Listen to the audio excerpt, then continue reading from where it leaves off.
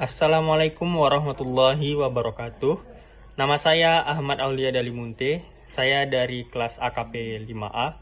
Pada kesempatan kali ini saya akan mempresentasikan mengenai bab 1.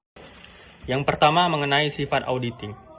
Di sini saya akan menjelaskan apa itu auditing. Auditing adalah pengumpulan dan evaluasi bukti tentang informasi untuk menentukan dan melaporkan derajat kesesuaian antara informasi itu dan kriteria yang telah ditetapkan. Kriteria adalah standar terbaik bagaimana seharusnya informasi itu dilaporkan. Sebagai contoh, kriteria untuk audit atas laporan keuangan adalah prinsip-prinsip akuntansi yang berlaku secara umum atau International Financial Reporting Standard. Sedangkan kriteria untuk audit atas pajak adalah Internal Revenue Code. Yang kedua adalah bukti. Bukti adalah setiap informasi yang digunakan auditor untuk menentukan apakah informasi yang diaudit sesuai dengan kriteria yang telah ditetapkan. Bukti memiliki banyak bentuk, termasuk data mengenai transaksi, komunikasi tertulis dengan pihak luar, kesaksian pihak yang diaudit, dan observasi oleh auditor. Nomor 3, orang yang kompeten dan independen. Orang yang kompeten dan independen biasa disebut dengan auditor independen. Meskipun para auditor independen ini menerima fee dari perusahaan, namun mereka memiliki tingkat independensi yang tinggi sehingga dapat dipercaya oleh para pemakai. Dan yang terakhir adalah laporan audit. Setelah auditor melakukan audit, mereka akan menghasilkan laporan yang disebut laporan audit. Laporan audit ini akan menentukan derajat kesesuaian antara informasi dan kriteria yang telah ditetapkan. Setelah membahas mengenai sifat auditing, terdapat perbedaan antara auditing dan akuntansi. Yang pertama mengenai metode. Metode akuntansi adalah mengidentifikasikan berbagai kejadian, kemudian mencatatnya dalam suatu catatan akuntansi.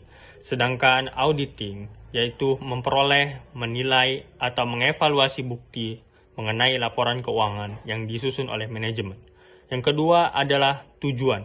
Tujuan dari akuntansi adalah menyusun dan mendistribusikan laporan keuangan, sedangkan tujuan dari auditing adalah menilai suatu laporan keuangan. Dan yang terakhir adalah pihak yang bertanggung jawab. Pihak yang bertanggung jawab atas laporan keuangan adalah manajemen, sedangkan pihak yang bertanggung jawab atas laporan auditing adalah auditor. Aspek ekonomi dalam permintaan akan auditing. Yang pertama adalah suku bunga bebas risiko. Suku bunga ini mendekati suku bunga yang dapat diperoleh bank dengan berinvestasi dalam surat utang negara selama jangka waktu yang lama dengan pinjaman usaha tersebut. Yang kedua adalah risiko bisnis bagi nasabah. Risiko ini mencerminkan kemungkinan bahwa perusahaan tidak sanggup untuk melunasi pinjamannya karena kondisi ekonomi atau bisnis. Yang ketiga adalah risiko informasi. Risiko informasi mencerminkan kemungkinan bahwa informasi yang melandasi keputusan risiko ternyata tidak akurat. Di sini terdapat penyebab risiko informasi. Yang pertama adalah jauhnya informasi. Yang kedua adalah bias dan motif dari si penyedia. Yang ketiga adalah data yang sangat banyak.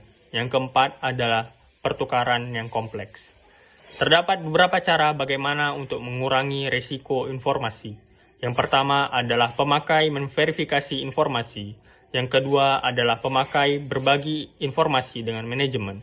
Yang ketiga adalah laporan keuangan yang diaudit sudah disiapkan.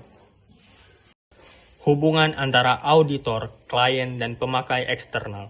Sebagai contoh, seorang investor akan menginvestasikan uangnya pada sebuah perusahaan. Perusahaan tersebut akan mengirimkan laporan keuangan, dan di saat yang bersamaan, perusahaan tersebut akan merekrut auditor untuk mengaudit laporan keuangan mereka.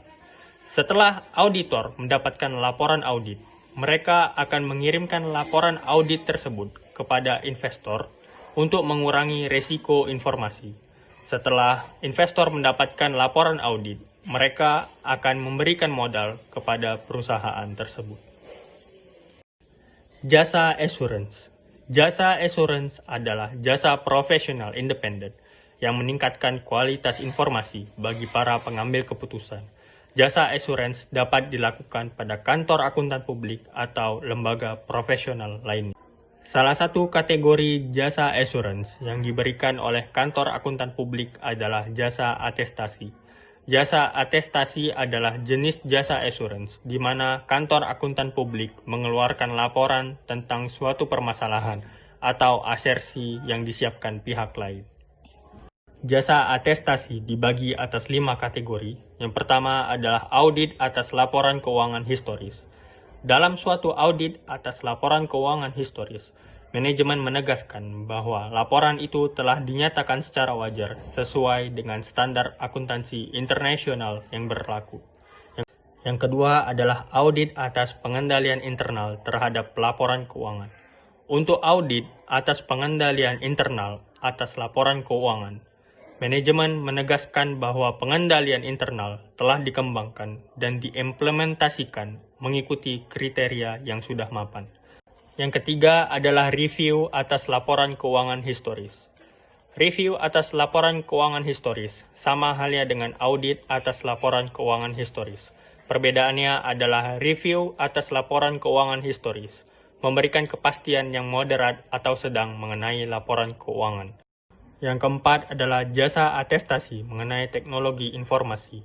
Untuk atestasi mengenai teknologi informasi, manajemen mengeluarkan berbagai asersi tentang reliabilitas dan keamanan informasi elektronik. Yang kelima adalah jasa atestasi lain.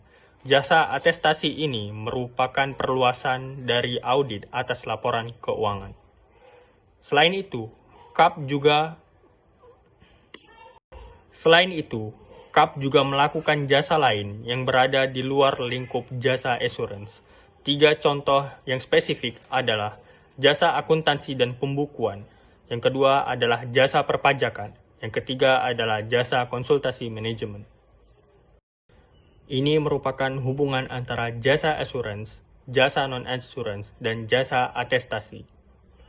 Kemudian kita masuk ke jenis-jenis audit.